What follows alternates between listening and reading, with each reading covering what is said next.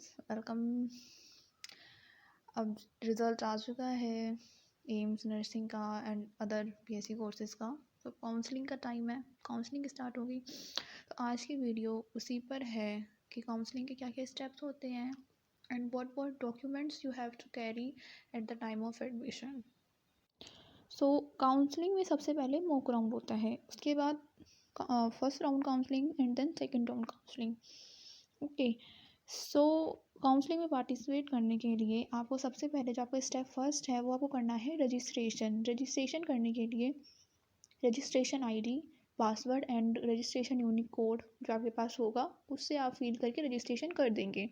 Step second में हमें choice filling का ऑप्शन होता है। चॉइस फिलिंग में हमें अपनी रैंक के अकॉर्डिंग कि बहुत अच्छी है तो आप एम्स दिल्ली नंबर 1 पे रख दें, ठीक है। उसके अकॉर्डिंग हम सिलेक्ट करते हैं कि हमारे रैंक के अकॉर्डिंग कि हमें कौन सा मिल सकता है, ठीक है। जिस हिसाब से हमारी रैंक है उस हिसाब से हमें कॉलेजेस को प्रेफरेंस देनी चाहिए।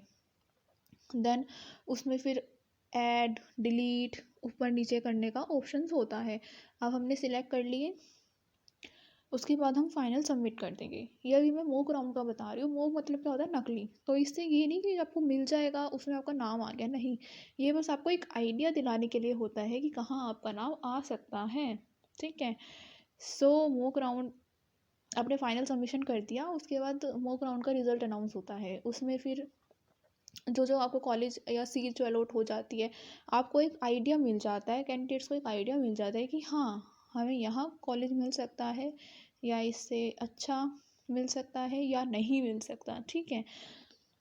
सो अब आएगा अनदर, मतलब दोबारा से अगेन आपको ना फर्स्ट राउंड के लिए चॉइस फिलिंग के लिए ऑप्शन आ जाएगा कि अब आप फर्स्ट राउंड के लिए चॉइस फिल कर सकते हैं। तो आप पहले वाली चॉइस में या तो आप न्यू चॉइसेस फिल कर दीजिए, ठीक है। आप कुछ और कॉलेज को ऐड करना चाहते हैं वो ऐड कर दो।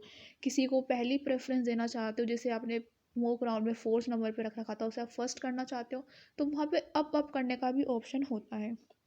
इस हिसाब से अपने अपने अकॉर्डिंग फिल करके सबमिट कर दें। अब जब फर्स्ट राउंड का रिजल्ट आएगा उसमें आपके पास दो चॉइसेस होंगी। फर्स्ट ये होगा कि आप सीट को एक्सेप्ट भी कर लें और आगे आप नेक्स्ट राउंड में पार्टिसिपेट नहीं करना चाहते। एक चॉइस ये होगी कि आप सीट को एक्सेप्ट भी कर रहे हैं, एक्सेप्ट भी कर लोगे, एडमिशन भी ले लोगे, पर आगे के राउंड में आप पार्टिसिपेट भी करोगे। मतलब आप उस सीट से सेटिस्फाई नहीं हो तो आपको ऐसा लगता है क्या पता वो अच्छे वाले कॉलेज की जो आप चाहते हैं उसकी सीट बच जाए नेक्स्ट राउंड में, तो आपको वो मिल जाएगी, तो वो भी आप कर सकते हैं, ठीक है। सेम यही प्रोसेस सेकंड राउंड में चलेगी। अब मान लो फर्स्ट राउंड में बच्चों के एडमिशन हो गए हैं, अब सीट बच जाएंगी सेकंड राउंड के लिए, फिर सेम प्रोसेस यही चलेगी। अगेन चॉइस फिलिंग होगी, अगेन रिजल्ट आएगा, ठीक है। सेम राउंड फिर जिसे सेकंड राउंड में मिल जाएगा उसके पास भी यही ऑप्शन होगा। अब मैं आपको अपना बताती हूँ मैंने क्या किया था कि मुझे मॉक राउंड में एम्स पटना मिला था, ठीक है। तो और फिर मैंने फर्स्ट राउंड में जब पार्टिसिपेट किया तो फर्स्ट राउंड में मेरा नाम नहीं आया था, तो ऐसा भी होता है, ठीक है। एंड सेकंड राउंड में फिर मैंने क्या किया, और शायद मैंने फर्स्ट में ना एम्स न्यू दिल्ली को ऊपर कर दिया था, जो मेरी ये गलती थी, क्योंकि एम्स न्यू दिल्ली को नहीं मिल सकता ना, वो तो अच्छे जिनकी रैंक आई होगी उन्हें मिलेगा। मेरी रैंक 450 अराउंड थी। तो क्या हुआ था, फिर मैंने सेकंड राउंड में सेकंड काउंसलिंग में क्या किया, एम्स ऋषिकेश को फर्स्ट प्रेफरेंस दी थी एंड फिर एम्स भोपाल ऐसे करके दिया था। मैं आपको दिखाऊंगी, आपको ऊपर डिस्प्ले हो रहा होगा। तो मुझे सीट अलॉट हो गई थी। उसके बाद फिर वही ऑप्शन है, मैंने एक्सेप्ट कर ली सीट एंड मैं आगे पार्टिसिपेट नहीं करना चाहती थी। यहाँ पर भी आपके पास ऑप्शन है कि आप आगे ओपन राउंड में पार्टिसिपेट कर सकते हैं अगर आप करना चाहते हैं तो। अब हो गया एक्सेप्ट। उसके बाद जो लास्ट स्टेप होता है वो होता है submission of documents eight allotted AIIMS. जो भी आपको सीट अलॉट हो गई है, जो आपको एम्स अलॉट हो गया है, वहाँ पे आपको डॉक्यूमेंट वेरिफिकेशन के लिए फिजिकली प्रेजेंट होना होगा। तो जो डॉक्यूमेंट्स हैं वो मैं लिस्टेड कर दूँगी ऊपर, वीडियो में आपको पता चल जाएगा क्या क्या डॉक्यूमेंट्स लेके जाने हैं। आपको फिजिकली प्रेजेंट होना होता है, वहाँ पे आपका मेडिकल पूरा होता है अच्छे से। नाउ डॉक्यूमेंट्स इम्पॉर्टेंट जो बात है यहाँ पे वो है डॉक्यूमेंट्स आपको ओरिजिनल रखने हैं, ओरिजिनल कैरी करने हैं।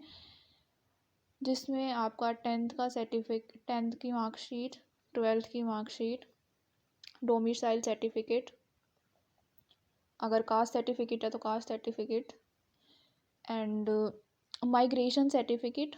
मेरा माइग्रेशन सर्टिफिकेट नहीं, मतलब मुझे स्कूल से नहीं मिला था, तो वो तो वहाँ पे ना हमें टाइम देते थे कि 2 वीक्स के अंदर अंदर आके सबमिट कर देना, बाद में अभी हम एडमिशन ले रहे हैं। तो फिर अब मुझे CBSE ऑफिस जाके बनवाना पड़ गया था, ऐसा हुआ था। एंड फ़ोटोग्राफ्स रख लेना पासपोर्ट साइज़ की, 8 फ़ोटोग्राफ्स होती हैं I think. And registration slip, ये वाले डॉक्यूमेंट तो रख ही लेना, जो रजिस्ट्रेशन स्लिप है, आपका एडमिट कार्ड जो आया था, इशू हुआ था। एंड जब चॉइस फिलिंग के बाद सीट अलॉट हो जाती है ना, उसके बाद हमारे पास ऑफ़र लेटर आ रहा है, ऊपर आपको शो हो रहा होगा सब कुछ। ऑफ़र लेटर इस तरीके का होता है, ये आपको लेके जाना है। एक आइडेंटिटी कार्ड जैसे आधार कार्ड, ये भी कैरी कर लेना। एंड आप लोग अपने पेरेंट्स की भी फ़ोटोग्राफ्स रख सकते हैं। मतलब एक फॉर्म होता है, उसमें ये फ़िल करना होता है कि जो कौन कौन हमसे ना मिलने आ सकता है, विजिटर्स नेम होता है हॉस्टल में आने का, तो उसमें फ़ोटोग्राफ लगानी होती है, फ़ोन नंबर लिखना होता है, तो 3 का ऑप्शन होता है। तो मैंने मम्मी का, पापा का और दादाजी का भरा था, तो आप लोग देख लेना, उसके हिसाब से आपको फ़ोटोग्राफ्स लगते हैं वहाँ पे। और हम बात करें, और तो सब हो गया, यही सारे डॉक्यूमेंट्स लगते हैं। सारे डॉक्यूमेंट्स ओरिजिनल रखने हैं, और डॉक्यूमेंट वेरिफिकेशन ऑफलाइन होती है जब हमें सीट अलॉट हो जाती है, ठीक है। यही सब है, एंड ऑल द बेस्ट, आपका मनचाहा कॉलेज आप लोग को मिल जाए। Thank you, and if you like this video then like, share and subscribe.